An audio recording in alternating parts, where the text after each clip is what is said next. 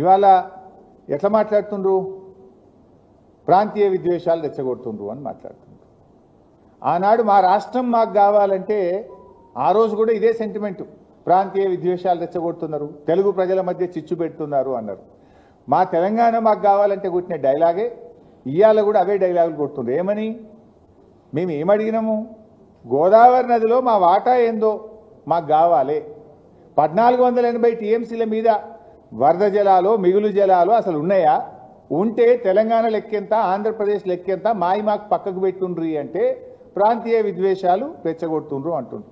అంటే తెలంగాణలో ప్రజలు లేరు, తెలంగాణ ప్రజలకు కడుపు లేదు, తెలంగాణ ప్రజలకు తాగునీటికో సాగునీటికో పరిశ్రమలకో మూగజీవాలకో చేపలకో చెరువులకో మాకు నీళ్ళు అవసరం లేదా? నీ ఒక్కరికే కడుపు ఉందా? మా నీళ్లు మాకు రావద్దా?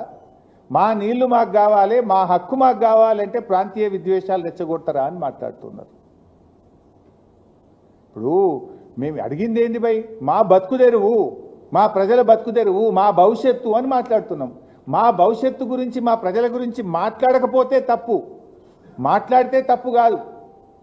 ఎట్లాగూ రేవంత్ రెడ్డి అంటే మాట్లాడాడు, కానీ తెలంగాణ సాధించిన పార్టీగా కేసీఆర్ నాయకత్వంలో పుట్టిన ఈ గులాబీ జెండా తప్పకుండా ప్రశ్నిస్తుంది, తప్పకుండా మాట్లాడుతుంది.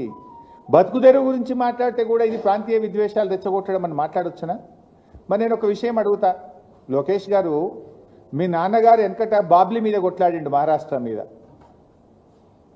కర్ణాటక ఆల్మట్టి ఎత్తు పెంచుతా అంటే దాన్ని కూడా వ్యతిరేకిస్తూ అనంతపూర్లో పోయి కొట్లాడిండు మీ నాన్నగారు. మరి మీ నాన్నగారు బాబ్లీ మీద కొట్లాడినా ఆల్మట్టి మీద కొట్లాడితే అది కూడా ప్రాంతీయ విద్వేషాలు రెచ్చగొట్టడమేనా? ఆ రోజు మీ నాన్నగారు కొట్లాడింది కూడా ప్రాంతీయ విద్వేషాలు రెచ్చగొట్టడమేనా? వాస్తవాలు మాట్లాడితే దాన్ని పక్కదో పట్టించడానికి ప్రాంతీయ విద్వేషాలు రెచ్చగొట్టడం అనేటువంటి తీరిన మాట్లాడి మీరు తప్పించుకోవాలనుకుంటే తప్పించుకోలేరు. ఇది మా హక్కు, మా న్యాయబద్ధమైన వాటా కోసం మేము మాట్లాడుతున్నాం తప్ప మాకేం గొంతెమ్మ కోరికలు లేవు, మాకేమీ మీ పట్ల గుడ్డి వ్యతిరేకత లేదు. It is all about our rights. ఇప్పుడు ఆయన ఇంకో మాట అన్నాడు, విశాఖ ఉక్కు నే తెచ్చినాం, ఈ ప్రాజెక్ట్నే మా గోదావరి బంకచెర్ల అంటుండు. విశాఖ ఉక్కును 2 సార్లు ఏదో కాపాడుకున్నాం మేము, అది అమ్ముతామంటే అమ్మకుండా కాపాడుకున్నాం, ఈ బంకచెర్ల పర్మిషన్ లెక్కన అంటుండు. విశాఖ ఉక్కుకు గోదావరి బంకచెర్లకు చాలా తేడా ఉంది. దానికి దీనికి లంక పెట్టడం అంటే మోకాలకు బోడగుండుకు లంక పెట్టినట్టు. విశాఖ ఉక్కుకు బీఆర్ఎస్ పార్టీ కూడా మద్దతు పలికింది. అక్కడేమి అంతర్రాష్ట్ర ప్రయోజనాలు పక్క రాష్ట్రానికి వచ్చిన తిప్పలు లేదు. గోదావరి బంకచెర్లలో ఈ గోదావరి మీద ఉన్న 7 రాష్ట్రాల ప్రయోజనాలు ఉన్నాయి, ముఖ్యంగా తెలంగాణ రాష్ట్ర ప్రయోజనం ఉంది కనుక మా హక్కుల గురించి మేము మాట్లాడుతున్నాం. ఇలా కేసీఆర్ గారు, వాస్తవానికి కేసీఆర్ గారు కూడా మీరేదో తెలుగు రాష్ట్రాల ప్రయోజనాలను మాట్లాడుతున్నారు. ఇవాళ కేసీఆర్ గారు చాలా ముందు చూపుతో మాట్లాడారు. మీ తండ్రి గారిని అడుగు, చంద్రబాబు నాయుడు గారిని కలిశారు, మీ చంద్రబాబు నాయుడు గారి తర్వాత వచ్చిన ముఖ్యమంత్రి జగన్మోహన్ రెడ్డి గారిని కూడా కేసీఆర్ గారు కలిశారు. ఇద్దరికి కూడా చెప్పిండ్రు. ఇద్దరికి కూడా ఏం చెప్పిండ్రు? గోదావరి నదిలో ఎక్సెస్ వాటర్ ఉందా, ఉంటే ఆ ఉన్న నీళ్ళలో తెలంగాణ వాటా ఆంధ్ర వాటా నిర్ణయించుకొని ఉభయ రాష్ట్రాలకు ఉపయోగపడే విధంగా గోదావరి జలాలను వాడుకుందాము అని చెప్పి కేసీఆర్ గారు మీ నాన్నగారికి చెప్పిండ్రు. తర్వాత వచ్చిన ముఖ్యమంత్రి జగన్మోహన్ రెడ్డి గారికి కూడా చెప్పారు. కానీ మీరు చేస్తున్నది ఏంది? అలా మీరు చేస్తున్నది ఏంటంటే బుల్డోజింగ్ రాజకీయం. ఒకవైపు తెలంగాణ ప్రాజెక్టులను అడ్డుకుంటారు, ఇంకొక వైపు తెలంగాణ వాటా తేల్చకుండా తెలంగాణకు ప్రయోజనం లేకుండా ఏకపక్షంగా బంకచెర్ల కడతామంటున్నారు. అట్లా కడితే ఎట్లుకుంటుంది తెలంగాణ? ఊరుకోం కదా, డెఫినెట్గా మా వాటా తెలవాలి కదా, మా లెక్క తేలాలి కదా. అట్లా నిజంగా మా లెక్క మాకు తేల్చి మీ నీళ్లు మీరు తేల్చుకొని ఉభయ రాష్ట్రాలకు ఉపయోగపడే విధంగా వాడుకుంటామంటే దానికి బీఆర్ఎస్కి అభ్యంతరం ఉండదు. కానీ మీరు చేస్తున్నది ఒకవైపు మా ప్రాజెక్టులను అడ్డుకుంటారు, ఒకవైపు మా 968 టీఎంసీని వ్యతిరేకిస్తారు, మరొక వైపు మీరు తెలంగాణకు వాటా లేకుండా ఏకపక్షంగా నీళ్లు తీసుకుపోతామంటే బీఆర్ఎస్ పార్టీ ఊరుకోదుగాక ఊరుకోదు. కేసీఆర్ గారు ప్రతినిత్యం ఆలోచిస్తుంటారు, అవసరమైతే బీఆర్ఎస్ పార్టీయే సుప్రీంకోర్టుకు పోయి అయినా సరే తెలంగాణ ప్రయోజనాలు కాపాడుతుంది, తెలంగాణ హక్కులను బీఆర్ఎస్ పార్టీ నిలబెట్టి తీరుతుంది.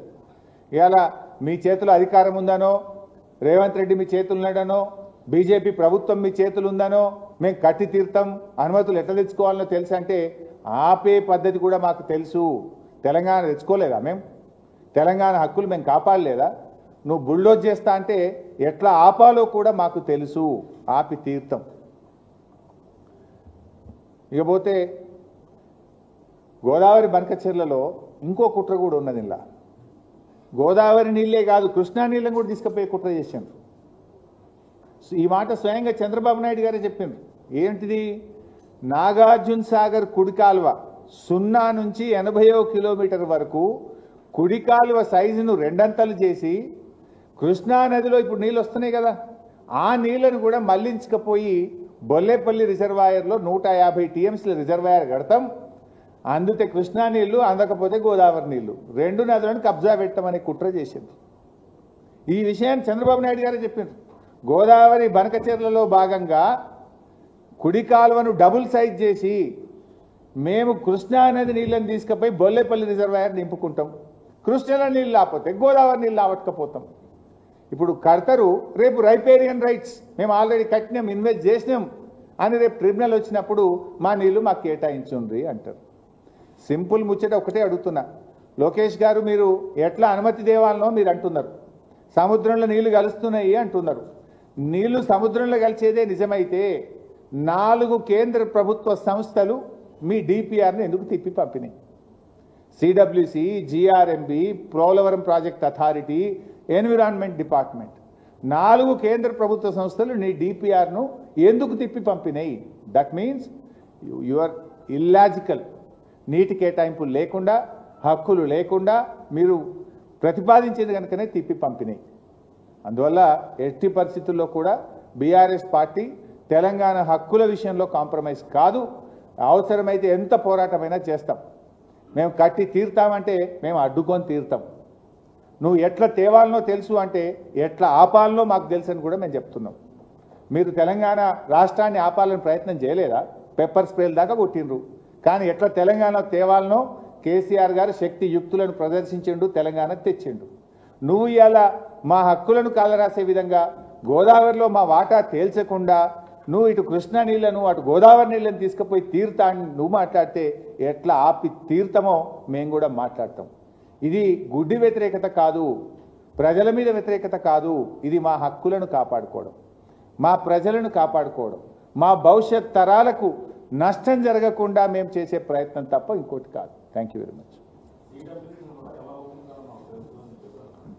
సో సిడబ్ల్యూసిని ఎలా ఒప్పించాలో మాకు తెలుసని ఎక్కడి నుంచి మాట్లాడుతుండు? కేంద్ర ప్రభుత్వం మా చేతిలో ఉంది. ఇవాళ ఇన్ని ఎంపీలు ఉన్నారు కదా, వాళ్ళకు ఇవాళ నీకుండొచ్చు ఎంపీలు, రేపు మాకుంటారు బీఆర్ఎస్ పార్టీకి. మాకు పర్మనెంటా? నీకేమైనా కేంద్ర ప్రభుత్వం నీ చేతిలో ఉండు?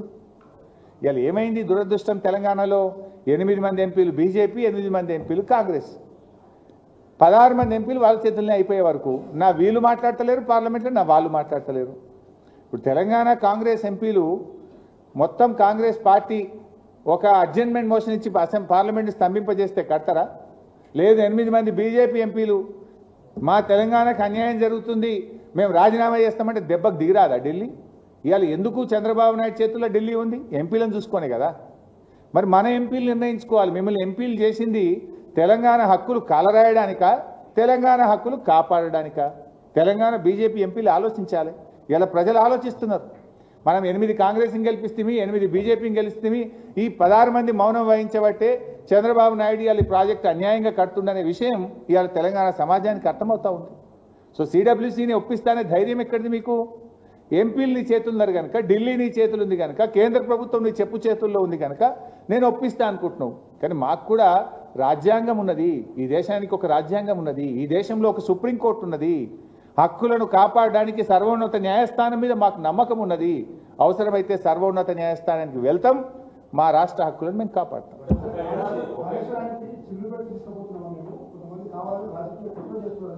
ఇప్పుడే చెప్పిన కదనే, చిల్లు పెట్టడానికి ఇది పోతిరెడ్డిపాడు ప్రాజెక్టు కాదు, ఇది ఎత్తిపోతల పథకానికి చిల్లు పెట్టుడు ఉండదు. 1. 2, మీరు నిజంగానే గోదావరి జలాల్లో మిగులు జలాలుంటే ఎందుకు మా 968 టీఎంసీలను అడ్డుకున్నారు? ఎందుకు గోదావరి నది మీద తెలంగాణ కడుతున్న ప్రాజెక్టులను అడ్డుకున్నారు? ఎందుకు అన్ని అనుమతులు వచ్చిన కాళేశ్వరం ప్రాజెక్టు అనుమతులు ఆపాలన్నారు?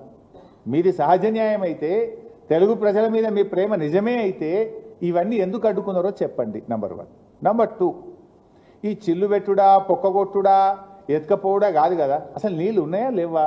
ఉంటే ఎన్ని ఉన్నాయి? ఆ ఉన్న దాంట్లో తెలంగాణ లెక్కెంత, నీ లెక్కెంతో చెప్పినాక కదా నువ్వు కట్టాల్సింది. బడుతుందే బర్రా నా ఇష్టం ఉన్నట్టు నేను తీసుకుపోతా అంటే ఎందుకు ఊరుకుంటాము? Thank you.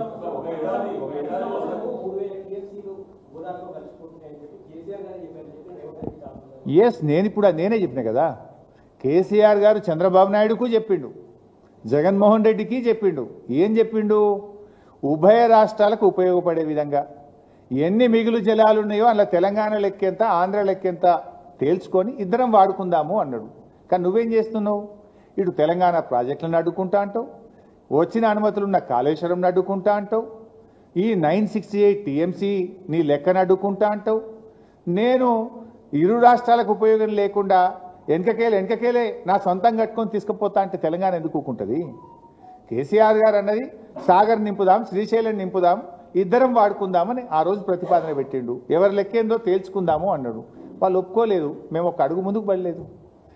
సాగర్కి వచ్చినాయి అనుకో, ఎడమ కాలువ కింద మనకు వాడతాయి, హైదరాబాద్ మంచినీళ్ళు వస్తాయి. శ్రీశైలంకి వచ్చినాయి అనుకో, నీ పాలమూరు ఎత్తిపోతలకు, నీ దిండికి, నీ లెక్క ప్రకారం నువ్వు వాడుకో, వాళ్ళ లెక్క ప్రకారం వాళ్ళు వాడుకోండి. కానీ వాళ్ళు వెనకకేలే తీసుకుపోతాం, సాగర్దేమో శ్రీశైలందేమో అంటే నీకు నష్టం కాదా? నంబర్ 1. నంబర్ 2, నీ లెక్క చేయాలి కదా ఫస్ట్. అవో 1480 ఎన్ని ఉన్నాయి ఉంటే కదా అందులో నీ లెక్కెంత, నా లెక్కెంత. అదే లెటర్లో కేసీఆర్ రాసిండు. ఎంత స్పష్టంగా రాసిండంటే కేసీఆర్ గారు, పెరుగుతున్న హైదరాబాద్ జనాభా దృష్ట్యా 1 కోటికి పైగా హైదరాబాద్లో ప్రజలు ఉన్నారు, 20-30 లక్షల మంది వలస కార్మికులు బతుకుతున్నారు, పారిశ్రామిక అవసరాలు, సాగునీటి అవసరాలు ఉన్నాయి. ఈ లెక్క ప్రకారంగా గతంలో 1480లో 968, 512 65-35% వాటా నిర్ణయించారు. అదే వాటాలో మిగులు జలాల్లో కూడా మాకు 1950 టీఎంసీలు ఇవ్వాలని కేసీఆర్ గారు అదే ఉత్తరంలో రాసింది కదా. ఇప్పుడు ఏది ఆ లెక్కేది? మరి ఆ లెక్క తేల్చారైతే నేను ఒక్కనే కట్టుకొని నేనే తీసుకుపోతా అంటేనే వీళ్ళకి బీఆర్ఎస్ వ్యతిరేకిస్తుంది.